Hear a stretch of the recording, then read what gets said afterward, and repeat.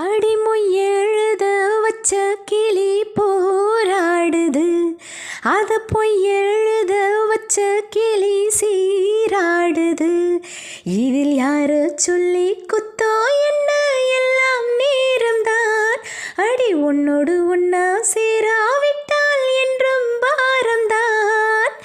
தித்திக்கும் செங்கரும்பே இத்தனை நாள் எங்கிருந்தே, முட்டு விட்ட தேனரும்பே போதுமடி உன் குறும்பே.